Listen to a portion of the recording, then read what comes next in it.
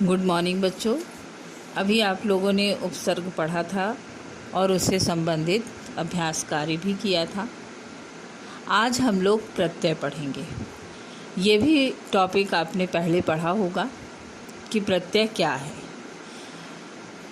जो शब्दांश शब्दों के अंत में लगकर उसके अर्थ में को बदल देते हैं वो प्रत्यय कहलाते हैं। ठीक, जो शब्दांश किसी भी सार्थक शब्द के अंत में लगकर उसके अर्थ को बदल देते हैं वो प्रत्यय कहलाते हैं। और उपसर्ग ठीक इसके विपरीत था कि ऐसे शब्दांश जो किसी सार्थक शब्द के पहले लगकर उसके अर्थ को बदल देते हैं वो उपसर्ग कहलाते हैं। तो अब समझ में आई बात कि प्रत्यय क्या है। प्रत्यय ऐसे शब्दांश हैं जो शब्दों के अंत में लगकर उसके अर्थ में परिवर्तन लाते हैं। ठीक, वो प्रत्यय कहलाते हैं। अब जैसे हमने एक शब्द लिया भारत। ठीक, तो भारत एक देश का नाम है और जब हमने भारत शब्द में ईय प्रत्यय लगा दिया तो हो गया भारतीय, यानी तीय प्रत्यय। तीय प्रत्यय लगाने पर वो बन जाता है भारतीय। लेकिन आप ये देखिए कि ता पर ई लगा है, ई की मात्रा लगी है, यानी प्रत्यय यहाँ पर जो प्रयोग किया गया है वो ईय प्रत्यय प्रयोग किया गया है, भारतीय। ठीक, यानी भारत का रहने वाला। ठीक, इसी तरह से जैसे पढ़, पढ़ यानी एक क्रिया शब्द है और जब इसमें आई प्रत्यय लग गया तो हो गया पढ़ाई। ठीक, इसी तरह से प्रत्यय के दो भेद होते हैं, एक होता है कृत प्रत्यय और एक होता है तद्घृत प्रत्यय। ठीक, सबसे पहले कृत प्रत्यय। कृत प्रत्यय 5 प्रकार के होते हैं। ठीक, कृतवाचक प्रत्यय, कर्मवाचक प्रत्यय, ठीक, फिर करणवाचक, भाववाचक और क्रियार्थक प्रत्यय। ठीक, अब सबसे पहले कृतवाचक कृदंत। जिस प्रत्यय से बने शब्द से कार्य करने वाले अर्थात कर्ता का बोध होता है, यानी कृत का क्या अर्थ हो गया, कार्य करने वाला।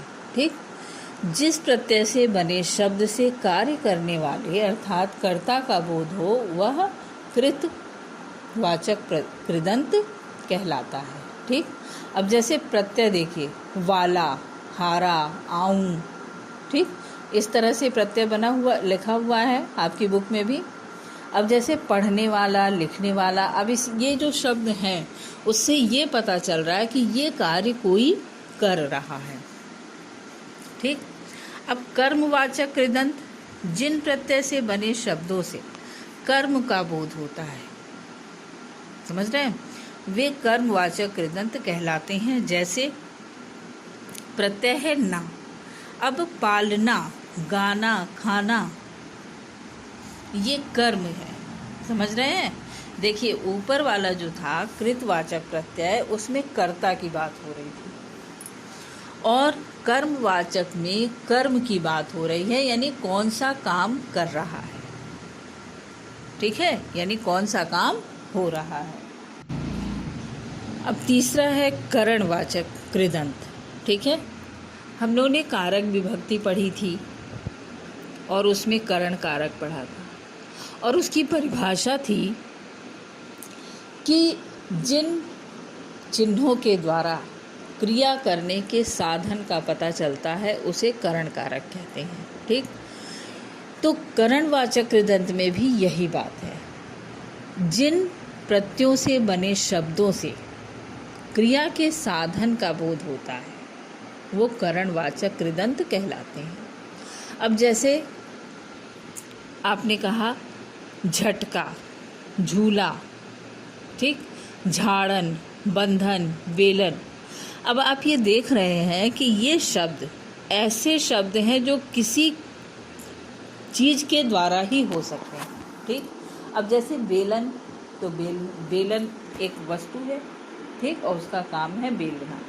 ठीक, उसी तरह से झाड़न, झाड़न शब्द यानी किसी चीज़ के द्वारा किसी चीज़ को झाड़ना, ठीक। जैसे कहते हैं ना कि हमने ये झाड़ दिया, तो वो झाड़ने शब्द का जो है अर्थ जो है वो यही निकल रहा है कि आपने किसी चीज़ की अगर सफाई की है तो उसके लिए कोई चीज़ आपने प्रयोग किया, यानी किसी साधन का प्रयोग किया है।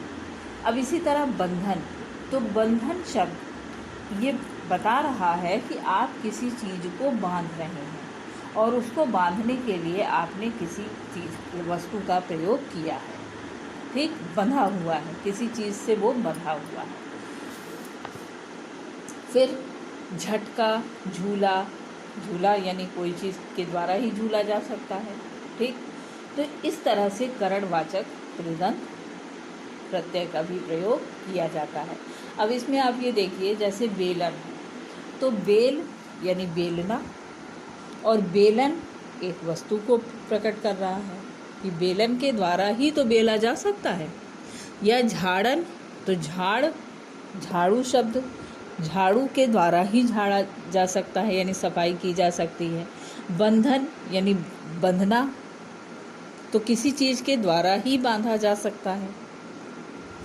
अब भाववाचक कृदंत, जिन प्रत्ययों से बने शब्दों से भाव अर्थात क्रिया के व्यापार का बोध होता है वे भाववाचक कृदंत कहलाते हैं। अब जैसे आप अगर नदी के सामने खड़े हैं, ठीक, और पानी का बहाव, पानी बह रहा है नदी में, ठीक, तो उसका बहाव तेज है, धीमा है, ये कैसे पता चलता है? उस चीज़ को देख के ही तो पता चलता है।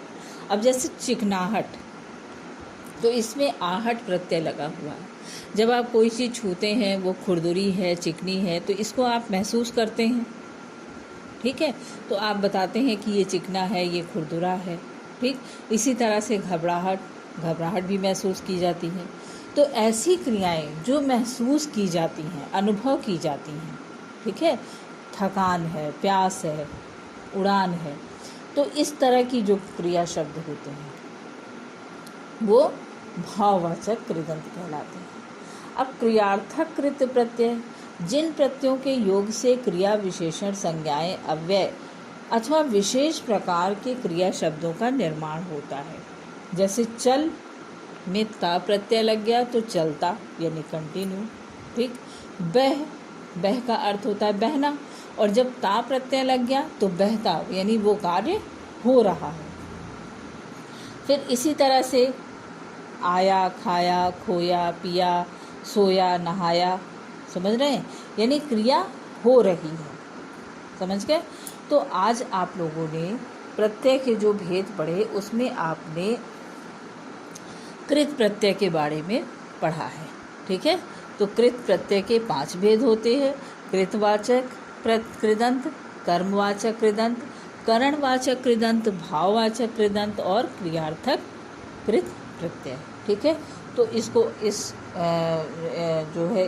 जो आज मैंने ये प्रत्यय के भेद समझाए हैं, कृत प्रत्यय के भेद, उसको आप फिर से पढ़िएगा। और इसीलिए जैसे जिनके पास बुक नहीं है तो मैं बुक की फ़ोटो, मतलब चैप्टर की जो कॉपी है वो आपको भेज दे रही हूँ, जिससे आप खुद भी इसको अपने आप पढ़ें और समझ लें। अगर नहीं समझ में आता है तो अभी जब आगे का इसका भेद पढ़ाएंगे तो फिर से हम इसको एक बार रिवाइज़ करा